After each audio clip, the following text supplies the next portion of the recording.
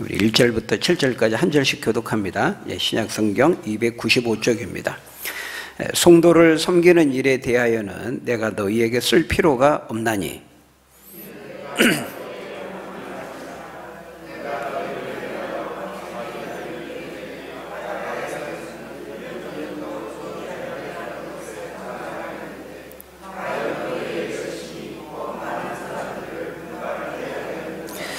그런데 이 형제들을 보낸 것은 이 일에 너희를 위한 우리의 자랑이 헛되지 않고 내가 말한 것 같이 준비하게 하려 함이라.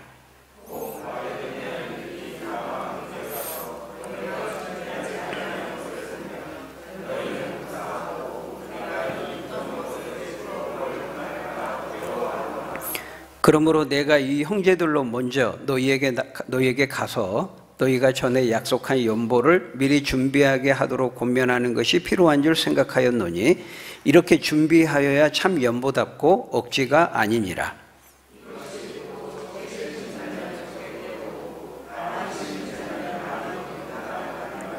같이 읽겠습니다. 각각 그 마음에 정한 대로 할 것이요 인색함으로나 억지로 하지 말지니 하나님은 즐겨내는 자를 사랑하시느니라. 아멘. 지난 시간에 이어서 오늘 본문도 계속해서 이 연보와 헌금에 대해서 말씀하고 있습니다. 여러분, 이 연보와 헌금에 대해서 말씀한다는 것은 우리가 좀 다른 말로 말하면은 돈과 물질에 대해서 말씀하신다, 그렇게도 말할 수 있겠습니다. 여러분, 성경이요 돈에 대해서, 이 물질에 대해서 얼마나 많이 말씀하는 줄 아십니까?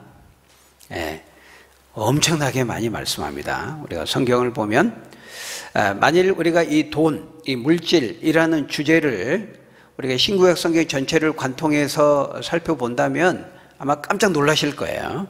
와, 이 성경에 돈에 대한, 물질에 대한 말씀이 이렇게 많이 있구나. 깜짝 놀랄 정도로 그렇게 돈에 대해서, 성경 물질에 대해서 굉장히 많은 말씀을 하십니다. 여러분, 그것은 뭘 보여줄까요? 성경이 이 돈에 대해서, 물질에 대해서 그렇게 많이 말씀한다는 것은 여러분, 그만큼 성경이 매우 실제적인 책이라는 것을 우리에게 보여주는 것입니다. 성경은 굉장히 현실적인 책입니다. 막연하고 뜬구름 잡는 얘기를 하는 것이 아닙니다. 매우 현실적, 우리 일상과 매우 직결되는 문제들을 성경은 수없이 많은 삶의 거의 모든 우리의 일상의 주제들을, 현실적인 문제들을 성경은 다 다루고 있어요. 여러분, 우리를 지으시고 온 세상을 만드신 하나님의 말씀이기 때문이에요. 성경은 하나님이 지은이시잖아요. 하나님이 저자시잖아요. 그러니까 하나님보다도 이 세상에 대해서, 우리 인생에 대해서, 인간에 대해서 더 잘 아시는 분은 없다는 거예요. 여러분, 하나님은요 성경을 통해서 우리에게 뭘 말씀해요? 무엇을 먹을까 마실까 입을까 염려하지 말라, 이렇게 말씀하셨습니다. 사람이 떡으로만 살 것이 아니고 하나님의 입에서 나오는 모든 말씀으로 살 것이라, 그렇게 말씀했어요. 그 말은 무엇을 먹을까 마실까 입을까 하는 거 하나님이 다 해결해 주신다는 겁니다. 성경에 다 나와 있다는 것이죠. 떡의 문제라는 것은 곧 무슨 문제입니까? 떡을 사고 구입할 수 있는 돈의 문제입니다. 물질의 문제입니다. 떡을 걱정하지 말라. 떡은 이제 의식주를 대표하는 거거든요. 그것에 대해서 걱정하지 말라는 것입니다. 하나님께 성경을 통해서 그 문제에 대한 답을 다 주신다는 것이죠. 여러분, 그뿐만이 아니죠. 성경 우리 창세기 1장만 딱 열어도요, 거기서 우리의 결혼에 대한 문제, 가정에 대한 문제, 성에 대한 문제가 나옵니다. 우리가 지난주까지 독서 성경 공부 모임을 통해 살펴보았죠. 일과 노동과 직장의 문제가 나옵니다. 또 인간관계의 문제, 대인관계의 문제, 사람과의 관계 문제, 시기하고 질투하고 다투고 싸우고, 4장에 가면 가인이 아벨을 쳐서 죽이는 장면이 나오잖아요. 다투고 사람을 죽이는 죽음의 문제, 살인의 문제, 다투고 싸우고 질투하는 문제. 조금 더 가면은 술에 취한 그 노화를 통해서 술의 문제가 나옵니다. 여러분, 또 술은, 또 성경은 술에 대해서 얼마나 많이 말씀하는지 모릅니다. 이 술을 주제로 해서 성경을 한번 쭉 살펴보면 또 깜짝 놀랄 거예요. 성경에 술에 대해서 이렇게 많이 말씀하는구나. 여러분, 왜 그렇게 많이 말씀할까요? 중요하기 때문에 그런 겁니다. 저 사람 만나면 매일 저 얘기만 해. 그 사람한테 그게 중요하거든요. 많이 반복한다는 것은 굉장히 중요하다는 것을 보여주는 거예요. 술의 문제가 나오죠. 또 소돔과 고모라성 하나님이 심판하잖아요. 동성의 문제가 나옵니다. 성적인 음행의 문제. 여러분, 또 창세기 4장에 가면은 이 음악과 악기에 대한 이야기가 나오면서 그 문화의 문제가 등장합니다. 또 그 철과 쇠로 도구를 만드는 그 문명의 시작이 창세기 4장에서부터 나와요. 이뿐만이 아니죠. 우리 삶에 관련된 모든 문제들이 성경에 다 기록되어 있습니다. 그러니까 우리가 이 삶의 문제에 대해서 고민하는 모든 문제에 대한 해결은 다 성경에 있어요. 우리가 몰라서 그렇지. 성경을 통해서 답을 얻으려고 하지 않기 때문에 그런 것이지, 성경은 우리의 삶의 일상의 현실과 직결된 모든 문제들을 다 다루고 있다는 거예요. 성경 어디를 펼쳐봐도 뜬구름 잡는 얘기, 우리가 현실과 아무 관계없는 막연하고 애매모호한 그런 얘기는 없어요. 성경에 다 우리 일상의 삶과 나의 지금 현실의 삶과 내가 고민하고 있는 삶의 문제들을 다 연결되고 직결되고 다루고 있다는 거예요. 그러니까 뭘 모르는 분들은 성경은 우리 현재의 삶과는 관계없는 참 먼 미래에 있을 내세의 문제, 죽음의 문제, 죽은 다음에 천국 지옥 가는 문제, 뭐 그런 것만 얘기하는 것으로 생각하는데 뭘 모르기 때문에 그런 것입니다. 물론 내세의 문제가, 천국과 지옥의 문제가 우리 현실과 무관한 것도 아니에요. 우리가 죽음을 어떻게 생각하고 종말을 어떻게 보느냐에 따라서 나의 현재의 삶과 매우 직결되는 겁니다. 그럼에도 불구하고 우리 현실의 문제, 직접적으로 관련되는 문제를 성경은 구체적으로 세부적으로 다 다루고 있다는 거예요. 그 중에 하나가 바로 오늘 본문에서 말씀하고 있는 돈과 물질입니다. 특별히 자본주의 시대를 살아가고 있는 오늘 우리들에게 있어서 이 돈과 물질에 대한 이 물질관, 바른 물질관, 성경적인 물질관은 굉장히 중요해요. 돈을 내가 어떻게 바라보고 이해해야 될 것인가. 근데 어떤 교수, 어떤 인간, 어떤 박사의 견해가 중요한 것이 아니고 우리는 하나님의 뜻이 중요해요. 그것을 만드신 원저자이신, 지은이이신 우리 인생에 대한 하나님의 그 뜻이 뭔가? 애초에 하나님이 디자인하시고 설계하시고 계획하셨을 때의 그 의도, 그 목적, 그 하나님의 뜻이 무엇인가? 그게 중요하잖아요. 우리가 그것을 알 때 우리의 짧은 인생을 후회하지 않고 그렇게 잘 살아갈 수 있기 때문인 것이죠. 여러분, 다시 말씀드리지만 우리의 이 돈과 헌금은 우리의 믿음과 매우 밀접히 관련되어 있습니다. 여러분, 믿지 않는 사람에게는 이게 그냥 돈이고 물질이지 헌금이라고 하는 개념 자체가 없습니다. 연보라는 개념 자체가 없어요. 그러나 믿는 사람에게는 이것이 단순히 돈이나 물질의 그 차원으로만 그치는 것이 아니고 이건 헌금이 되고 연보가 될 수 있는 것이죠. 왜냐하면 여러분, 헌금이 뭐라 그랬죠? 헌금은 하나님께서 나에게 주신 은혜에 대한 감사의 고백이라고 그랬어요. 모든 만물을 하나님이 창조하셨고 따라서 모든 만물의 주인은 하나님이시라는 것을 고백하는 신앙의 여러 행위 중에 하나가 헌금입니다. 우리는 그 헌금을 드림으로써, 11조를 드림으로써 모든 만물의 주인이 하나님이시고 하나님이 이 세상을 창조하셨고 하나님이 그 모든 것의 주인이시라는 것을 그런 방식으로 고백하는 것입니다. 그렇게 하나님의 하나님 되심을 인정하고 고백하는 신앙의 행위 중에 하나가 헌금이라는 것이죠. 그래서 로마서 11장 36절에 보면 뭐라고 말씀합니까? 이는 만물이 주에게서 나오고 주로 말미암고 주에게로 돌아감이라, 이렇게 말씀합니다. 그러니까 이것을 알고 믿는 사람만이 헌금과 연보를 드릴 수 있는 거예요. 그래서 주님을 만나지 못하고 믿지 못한 사람은 헌금과 연보를 드릴 수 없습니다. 기대하지도 않죠. 너무 당연하기 때문에. 여러분, 우리가 예수님을 믿으면요, 우리가 거듭나고 우리의 존재가 그리스도 안에 새로운 피조물로 재탄생하고 변화된다고 했잖아요. 그때의 그 변화는 존재론적인 변화라 그랬습니다. 우리 외모가 바뀌는 게 아니고 우리의 존재론적인 변화예요. 그 존재론적인 변화 속에는 우리 인생을 보는 관점의 변화, 지성적인 변화, 가치관, 세계관, 인생관의 변화라 그랬는데, 그렇기 때문에 자연스럽게 우리의 이 물질관도 그에 따라 변화되게 되는 것입니다. 예수 믿기 전에는 모든 것이 나의 것이었어요. 내 것이었어요. 내가 인생의, 내 삶의 주인이었어요. 내 인생은 나의 것. 대중가요 인기 노래죠. 다 그렇게 생각했어요. 모든 것이 나를 중심으로, 자기 중심적으로 모든 것을 바라봤죠.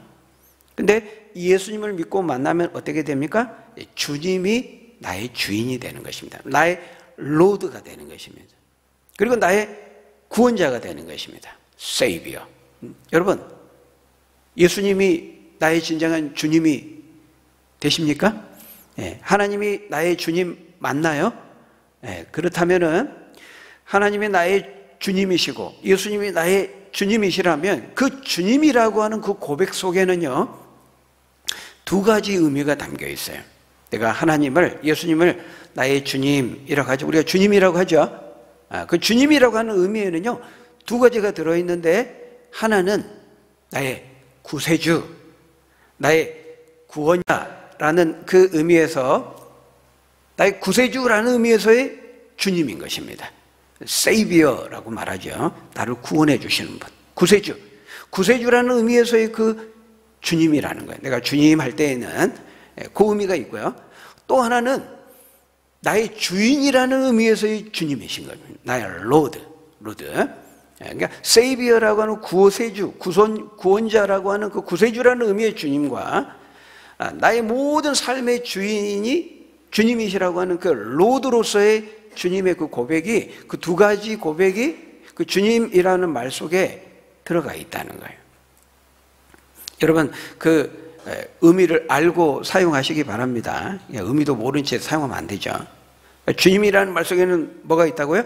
두 가지 의미가 있다는 거예요. 내가 주님이라고 할 때는 그 두 가지를 고백하고 있는 겁니다. 첫째는 나의 구세주, 나의 구원자라는 의미고, 또 하나는 내 삶의 주인, 나의 로드라고 하는 고백이 들어가 있는 거예요. 근데 어떤 사람들은 예수님을 나의 구세주, 세이비어, 구원자로는 열렬히 환영해요. 인정해요. 근데 로드, 주인으로는 인정하지 않으려는 사람이 있어요. 내 삶을 도와주시고 내가 어려움에 처했을 나를 건져주시는 구세주, 구원자로는 인정하지만 내 삶의 모든 것을 주인으로는 인정하지 않으려고 하는 거예요. 여러분, 그 사람은 진정으로 주님을 믿는다고 말할 수 없어요. 성경은 베드로가 주는 나의 그리스도시 하나님의 아들이라 할 때 그 주님이라고 할 때 그 고백 속에는요, 그 두 가지가 함께 들어가 있는 겁니다. 그런 점에서 여러분, 예수님이, 하나님이 여러분의 진정한 주님이 되실 수 있기를 바랍니다. 그렇다면은 그 주님이라는 고백 속에는 뭐예요? 내 삶의 주인이라는 고백을 담고 있는 거예요. 그렇기 때문에 어때요? 내 삶의 모든 것들의 주인은 주님이세요. 나의 건강도, 나의 젊음도 누구의 것이게요?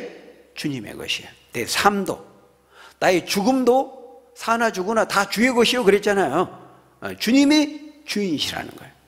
그렇다면 당연히 내가 가지고 있는, 내 수중에 있는 이 돈과 물질도 누구의 것입니까? 주님의 것이죠. 하나님의 것이죠. 하나님이 주인이신데 그 임시로 나에게 위임하고 위탁하고 맡겨놓으신 겁니다. 나는 청직이고 주님이 진짜 주인이신 거죠. 그렇기 때문에 비록 내 수중에 있고 내가 가지고 있고 내 호주머니에 있지만은 그건 내 마음대로 쓰면 안 되는 거예요. 주인의 뜻을 따라 사용해야 되는 것이죠. 우리 달란트 비유 말씀드렸습니다. 그 주인의 뜻을 따라서 2달란트, 5달란트 받은 사람은 잘 사용해서 칭찬을 받고 더 많은 것을 받게 되었어요. 1달란트 받은 사람은 그냥 땅에 묻고 방치했어요. 주인의 뜻대로 전혀 쓰지 않았어요. 누구 것인데? 주인의 것인데 주인의 뜻을 따르지 않았기 때문에 악하고 게으른 종, 무익한 종이라고 책망을 받게 된 것입니다. 그래서 우리는 나의 모든 삶의 자원이 주님의 것이고 그렇기 때문에 주인의 뜻을 따라 사용해야 되는 것이죠. 이것을 믿고 고백하는 사람들이 바로 성도인 거예요. 그래서 오늘 본문 1절에 보면은 하나님께서 우리에게 돈과 물질을 주신 그 이유를 말씀하는데요. 그 중에 하나가 바로 성도 섬기는 일을 위해서라고 말씀합니다. 1절에 보면 그렇죠. 여기 성도 섬기는 일이라고 하는 것은 예루살렘의 가난한 성도들을 돕기 위해서 드리는 헌금과 연보를 말하는 거예요. 우리가 지난 시간에 8장을 통해서도 살펴보았습니다. 그러니까 오늘 본문이 이 9장까지 헌금에 대해서, 연보에 대해서 말씀하는데요. 그런 점에서 이 9장은 8장의 지금 연장선에 있는 겁니다. 여러분 그 8장 마지막 절 우리가 지난 시간에 봤죠. 그 8장 24절에 보면 사도 바울이 고린도 교회 성도들에게 뭐라고 말합니까? 우리 24절, 8장 24절 다시 한번 같이 읽어볼까요? 시작. 그러므로 너희는 너희에 대한 우리 자랑의 증거를 그들에게 보이라. 그들에게 보이라 할 때 여기 그들은 누구를 가리킵니까? 바울이 마게도냐에서 고린도 교회로 보낸 그 디도와 두 동역자를 가리키는 거죠. 바울은 이 디도와 두 동역자, 그러니까 3명의 형제를 고린도 교회에 보냈어요. 마게도냐에서. 왜 보냈습니까? 이 고린도 교회가 1년 전에 예루살렘에 있는 그 가난한 성도들 돕기 위해서 자원에서 원해서 헌금과 연보를 드리겠다고 작정했는데 그 일을 마무리하기 위해서 디도와 두 형제를 보낸 겁니다. 다시 말하면 고린도 교회 성도들이 드리기로 작정했던 그 헌금과 연보를 모으기 위해서 간 거죠. 근데 여기 보면 너희에 대한 우리 자랑의 증거를 그들에게 보이라. 지금 고린도 교회 성도들에게 말하고 있는 거거든요.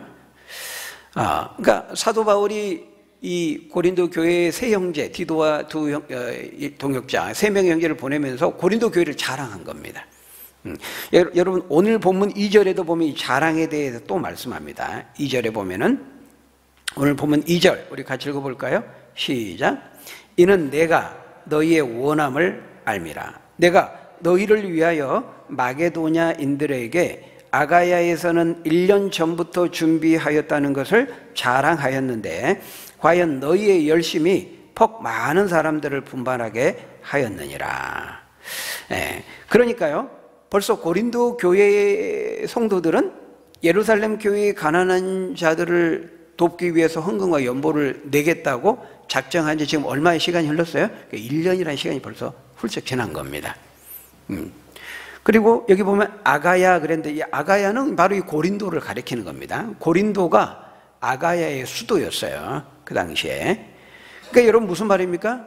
우리가 앞에 8장 1절 2절에 보면은 마게도냐 교회 성도들 얘기를 바울이 했잖아요. 고린도 교회 성도들에게. 이 마게도냐 교회 성도들은 극심한 환난 가운데에서 그토록 어려운 가난한 그 빈핍한 환경 속에서도 풍성한 연보를 어떻게 드렸어요? 넘치도록 힘에 지나도록 드렸다. 그 얘기를 하면서 고린도 교회 성도들을 한편으로는 약간 책망하면서 또 한편으로는 자극하고 도전을 줬단 말이에요. 그렇죠? 마게도냐 교회 성도들. 근데 여러분 실제로 이 마게도냐 교회 성도들이 그렇게 힘에 지나도록 어렵고 가난한 가운데에도 풍성한 연보들을 힘에 붙이도록 부담이 되도록 어떤 점에서 지나도록 이렇게 드릴 수 있었던 그 이유가 누구 때문이었다는 거예요? 누구로부터 분발과 자극과 도전을 받았기 때문이었다는 거예요? 고린도 교회 성도들 때문이었다는 겁니다. 그러니까 고린도 교회 성도들이 이 마게도냐 성도들보다 한참 전에 먼저 우리가 예루살렘 교회 성도들을 위해서 헌금 연보를 하겠습니다. 이렇게 작정을 하고 바울한테 얘기를 하고 이렇게 하니까 바울이 그 얘기를 마게도냐 교회 성도들이 이렇게 헌신적으로 헌금을 하고 어려운 예루살렘 성도들 돕기 위해서 헌금하기 작정을 했습니다. 그 얘기를 마게도냐 교회 성도들에게 했다는 거예요, 바울이. 그러니까 그 얘기를 듣고 마게도냐 교회 성도들이 도전을 받고 거룩한 자극을 받고 분발하게 됐다는 거예요. 그래서 그들이 어떻게 했어요? 힘에 지나도록 넘치도록 풍성한 연보를 그 극심한 핍박과 가난 가운데에서 드릴 수 있게 되었다는 것이죠. 그러니까 그 이제 바울이 고린도 교회 성도들을 마게도냐 교회 성도들에 자랑함으로써 그들이 이제 마게도냐 교회 성도들이 분발하게 되었다는 거예요. 그 얘기를 하고 있는 것입니다. 그러니까 고린도 교회 성도들이 마게도냐 교회 성도들에게 거룩한 자극과 도전을 준 거죠. 근데 그렇게 잘 먼저 드리겠다고 했고 먼저 잘 시작은 했는데 어때요? 지금 1년이라는 시간이 한참 지났는데도 미온적으로 소극적으로 미적거리면서 마무리를 하지 못하고 있는 그런 상황이었어요.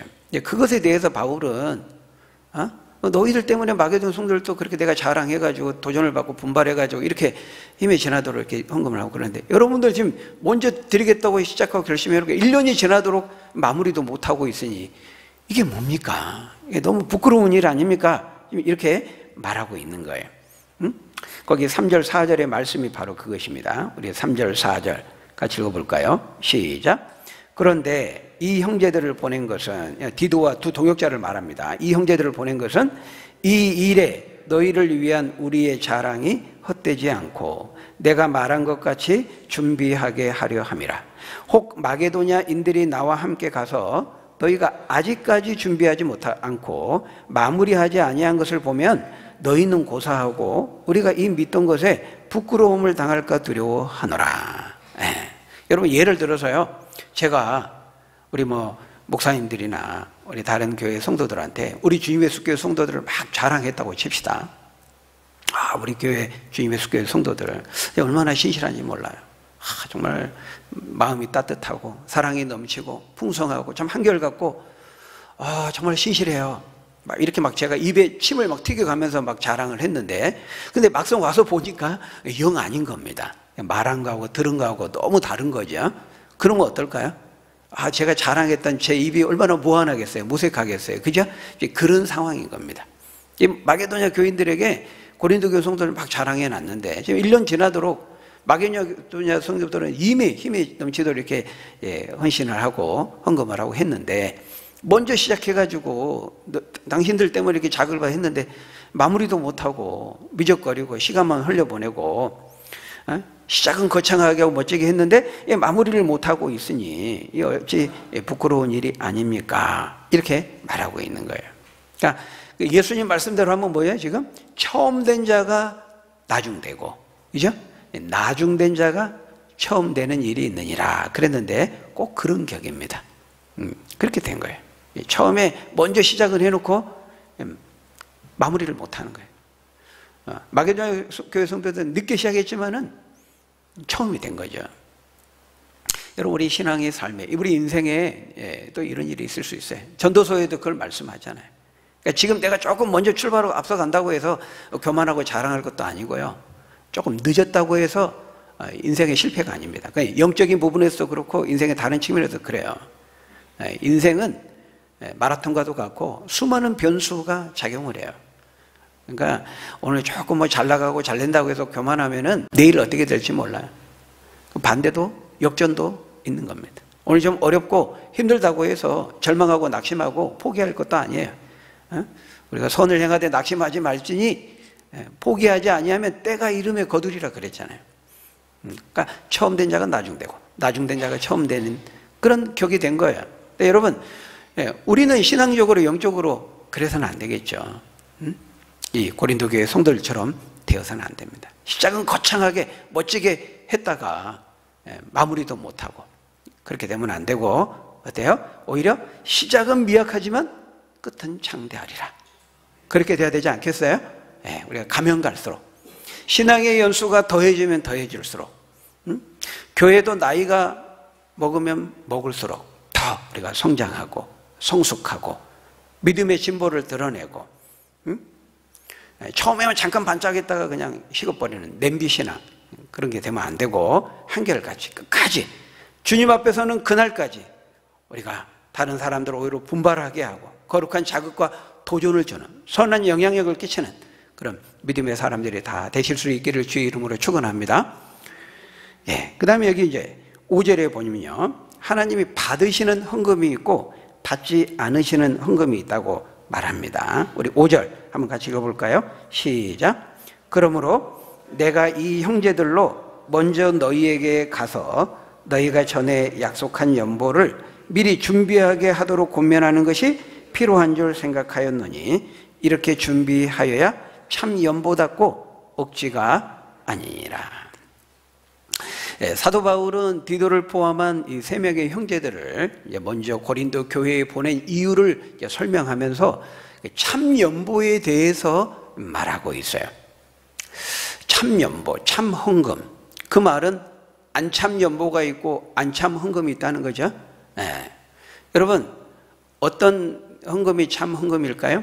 어떤 연보가 참 연보예요?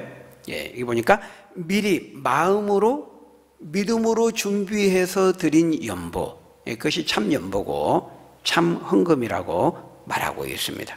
그 반대는 억지로 드리거나 또는 준비 없이 즉흥적으로 분위기에 이끌려서 또는 마지 못해서 드린다면은 그런 연보는 참 연보가 아니고 참 헌금이 아니라고 말하고 있어요.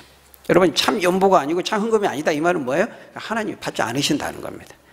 여러분 기억하십시오. 우리가 하나님 앞에 헌금을 드리기만 하면 하나님이 막 가난하고 없어가지고 그런 거 아닙니다. 우리가 헌금 드린다고 하나님 다 받으시는 거 아니에요. 여러분, 우리가 예배한다고 해서 하나님이 다 받으시는 거 아닙니다. 우리가 기도한다고 해서 하나님이 다 들으시는 거 아닙니다. 다 받으시는 거 아닙니다. 다 연락하시는 거 아닙니다. 봤죠? 가인의 제사가 있고 아벨의 제사가 있었어요. 가인과 그 제사는 하나님 받지 않으셨고 아벨과 그 제사는 받으셨어요.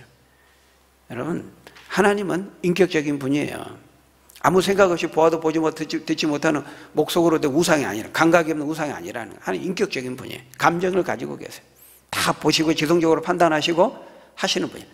그러니까 받으시는 연보가 있고 안 받으시는 연보가 있다는 거예요. 앞에서도 그래 계속 나왔지만은 하나님은 외모를 취하지 않고 우리의 중심을 보신다 그랬잖아요. 그러니까 자원하는 마음으로 믿음으로 드리는지, 하나님의 은혜에 대해서 감사하는 마음으로 기꺼운 마음으로 드리는지 그렇지 않은지를 보신다는 거예요. 6절 7절의 말씀이 바로 그 말씀이죠. 우리 6절 7절 같이 읽습니다. 시작. 이것이 곧 적게 심는 자는 적게 거두고 많이 심는 자는 각각 그 마음에 정한 대로 할 것이요 인색함으로나 억지로 하지 말지니 하나님은 즐겨내는 자를 사랑하시느니라. 여기 보니까 마음에 정한 대로 믿음으로 드려야 되고 준비된 마음으로 감사하는 마음으로 드려야지 억지로 마지 못해서 또는 아까워하면서 한다든지 그러면 하나님도 안 받으신다는 거예요. 왜냐하면 하나님은 살아계시고 인격적인 분이기 때문입니다.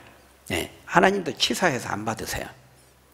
마음과 정성이 들어서 하나님께서 드려야 받지. 하나님은 우상이 아니거든요. 목속으로 이루어진 아무런 감각이 없는 우상이 아니에요. 인격적인 분이에요. 감정을 갖고 계신 분이에요. 그래서 잠언 8장 17절에 보면요, 하나님이 뭐라고 말씀합니까? 나를 간절히 찾는 자를 나도 그를 만나줄 것이고 나를 간절히 사랑하는 자를 나도 그에게 사랑을 나타내겠다. 하나님도 인격적으로 반응하시겠다. 너희가 어떻게 하느냐에 따라 나도 반응하겠다. 이렇게 말씀하고 있거든요. 여러분, 사람도 금방 알잖아요. 저 사람이 정말 마음으로 그렇게 하는지. 마음은 없는데 그냥 형식적으로 영혼 없는 멘트 막 그런 말 하잖아요. 뭐 축하해. 근데 마음은 전혀 흘리지 않아요. 사람이 알아요, 몰라요? 압니다. 금방 느낍니다. 생일 축하해 하면서 선물을 주는데 말하죠. 근데 나도 내일 모레가 생일이야 하면서 주면은 얼마나 부담스러워요. 그러니까 이제 박교에서 주는 거잖아요. 여러분, 이 사람 인격을 가지고 있기 때문에요, 그걸 느낍니다. 압니다. 그러니까 마음으로 하는지 그냥 신용만 하는지 마지못해서 하는지 안다는 거예요. 하나님도 우리의 마음과 믿음과 중심이 수반되어서 감사하는 마음으로 기꺼운 마음으로 하니 그렇지 않아요. 다 아신다는 거예요. 그런 믿음과 마음이 담겨 있지 않으면 하나님 안 받으신다는 거죠. 여러분, 이사야 1장 13절에서 15절을 보면요, 하나님이 재물을 다시 가져오지 말라, 안 받겠다 거부하고 계시는 걸 볼 수 있는데요. 이사야 1장 13절 15절 우리 같이 읽습니다. 시작. 헛된 재물을 다시 가져오지 말라. 분향은 내가 가정이 여기는 바요 월삭과 안식일과 대회로 모이는 것도 그러하니 성회와 아울러 악을 행하는 것을 내가 견디지 못하겠노라. 내 마음이 너희의 월삭과 정한 절기를 싫어하나니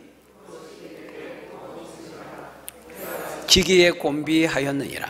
너희가 손을 펼 때에 내가 내 눈을 너희에게 가리고 많이 기도할지라도 내가 듣지 아니하리니 이는 너희의 손에 피가 가득함이라. 여러분, 굉장히 놀라운 말씀을 하고 계시죠. 여러분, 누가 안식일을 제정했습니까? 누가 월삭과 절기를 정하셨어요? 누가 정하셨죠? 하나님이 정하셨죠. 근데 하나님 하지 말라는 거예요. 안 받겠다는 거예요. 에? 부담스럽다는 겁니다. 받기 부담스러운, 짐스럽다는 거예요. 내가 그게 짐처럼 느껴서 짐을 지기에 곤비하다, 부담스럽다, 가져오지 말라. 나하고 관계없고 그냥 마당만 밟고 넌 돌아갈 뿐이니까 쓸데없는 짓 하지 마라, 그렇게 말하고 있어요. 마음에도 없는 재물 막 드리려고 그렇게 형식과 절차를 그렇게 복잡하게 억지로 기계적으로 막 마지못해 의식만 하는 거예요. 의식만, 세리머니만 하는 거예요. 마음과 믿음이 안 담긴 거죠. 하나님 다 보시고 하지 말라는 겁니다. 아무리 많이 손을 펴고 이렇게 기도할지라도 내가 듣지 않겠다, 이렇게 말하고 있어요. 여러분, 우리 하나님은요, 양으로 승부가 되는 분이 아니에요. 지성이면 감천이다, 정화서 떠놓고 비나이다, 누구한테 뭔 비는 건지도 알지 못하고. 근데 우리 하나님은 그런 분이 아니라니까요. 하나님은 살아계시고 인격적인 분이세요. 여러분, 항상 잊지 마십시오. 우리 하나님 어떤 분이라고요? 살아계시고 인격적인 분이에요. 죽은 우상이 아니에요. 그러니까 우리가 어떤 종교 행위를 할 때 우리가 지금 하나님 앞에서 한다는 걸 늘 기억해야 돼. 하나님이 인격적인 분이고 살아계신 분이다. 그러니까 그걸 다 보고 아시는 거예요. 그러니까 유대인들이 손에 막 피를 묻히고 성전에 들어가면 어때요? 그 피 묻은 손으로 손에 피를 묻혔다, 이면 죄를 범했다, 이거. 가난한 사람들, 힘없는 사람들 등쳐먹고 빼앗고 죽이고 뭐 그래 놓고 손에 피를 가득 묻히고 성전에 들어와서는 어떻게 해요? 또 거룩한 채 그 손으로 제물에 안수하고 또 거룩하게 절차를 따라서 제사를 드리는 거예요. 하나님이 내가 더 이상 못 봐주겠다, 역겨워서 안 받겠다, 그런 손으로 너희가 아무리 오래 펴서 기도할지라도 듣지 않겠다, 이렇게 말하는 거예요. 그렇게 해서 또 제사 드린다면 어때요? 성전 문 열고 딱 나가면은 또 언제 그랬냐는데 방금 전까지 막 거룩하게 이렇게 안수하고 막 예배하고 이래놓고 또 그 손으로 또 손에 피를 묻히니까 얼마나 이중적입니까? 얼마나 위선적입니까? 네, 하나님께서 다 보시고 아신 겁니다. 내가 모르는 줄 아느냐? 나를 뭘로 아느냐? 내가 눈이 있어도 보지 못하고 귀가 있어도 듣지 못하는 아무런 생명이 없는 목속으로 이루어진 우상인 줄 아느냐? 나를 다른 그런 우상 취급하느냐? 이사야 선지자를 통해 그렇게 말하고 있거든요. 하나님 인격적인 분이고 살아계신 분이기 때문에 다 보고 아신다는 거예요. 우리 사람들도 아는데 왜 하나님 모르시겠어요? 그렇기 때문에 그 제사도 예배도 기도도 하나님이 받으시는 게 있고 안 받으시는 것이 있는 것처럼 헌금도 마찬가지라는 거예요. 하나님 받으시는 참 연보가 있고 참 헌금이 있고 동시에 하나님 받지 않으시고 연락하지 않으시는 헌금과 연보도 있다는 거예요. 여러분 꼭 기억하십시오. 우리 하나님은 살아계신 분입니다. 인격적인 분입니다. 인격이 뭐죠? 지성과 감정과 의지. 이게 인격의 3요소잖아요. 여러분, 우리 인간이 왜 인격적인 존재입니까? 나를 무시하면 내 인격을 무시하네, 기분 나쁘죠? 왜 그렇죠? 하나님을 닮아서 그래요. 우리가 하나님의 형상대로 인간만 창조됐거든요. 네, 하나님은 다른 동물들은 똑같이 흙을 진료로 해서 인간도 만들고 동물도 만들었지만요, 오직 인간만 하나님 형상을 따라 만드셨습니다. 여러분, 하나님 형상을 따라 만들었다는 게 뭐예요? 하나님을 닮게 만들었다는 거예요. 영어로는 이미지입니다. 이미지, 형상이. 뭘 닮게 만든 거죠? 하나님의 인격적인 속성, 성품을 담도록 한 거예요. 지성과 감성과 의지, 생각하고 느끼고 어떤 것을 마음먹으며 행하고. 하나님이 그러시거든요. 지성적으로 판단하시고 막 질투도 하세요. 분노도 하세요. 화도 내세요. 왜? 인격 감정을 가지고 있기 때문에. 그리고 내가 너희들을 복주겠다 하면 복주세요. 의지한 것을 행하세요. 너희를 심판하겠다, 징계하겠다면 의지를 품은 것을 그렇게 하세요. 그러니까 지성과 감정, 의지를 가지고 계신 분이라는 거예요. 우리 인간도 지성과 감정과 의지를 가졌던 것은 하나님의 형상을 따라서 하나님을 닮도록 만들어졌기 때문인 것이죠.